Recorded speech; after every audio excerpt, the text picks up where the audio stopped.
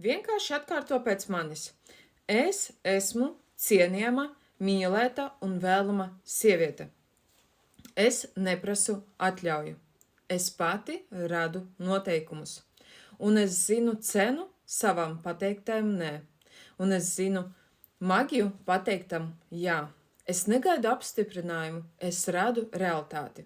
Es nejautāju atļauju, es rakstu pati noteikumus. Mans nē, tās ir manas robežas, mans jā, tā ir maģija, un mans ceļš rāda un pierāda, ka sievišķajā pašrealizācijā sākas no beznosacījuma ticības sevī.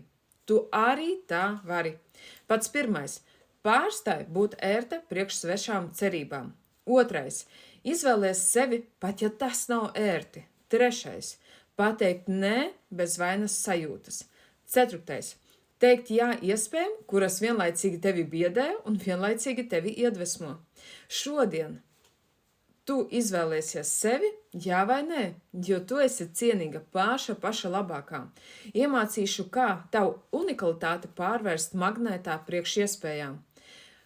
Jo tevī ir iekšpusē tāds daudzšķaitnais briljants ieviests, ka pilnībā tev vajag atvērt to visu. Un tāpēc gribu vērst uzmanību, lai tu dziļāk un labāk izprastu, kā tu radi savu realitāti ar domu spēka palīdzību. Ja tev ir problēmas attiecībās, vientulība, nesapratne, vai pati ar savām domām esi izdzinusi savu mīļoto cilvēku no dzīves. Ja tev tas atsaucas un tu vairs negribi palaist savu dzīvi pašplūsmā, tev šeit ir iespēja. Mans bezmaksas webinārs Laimīgas attiecības, pateicoties domu spēka praktikām.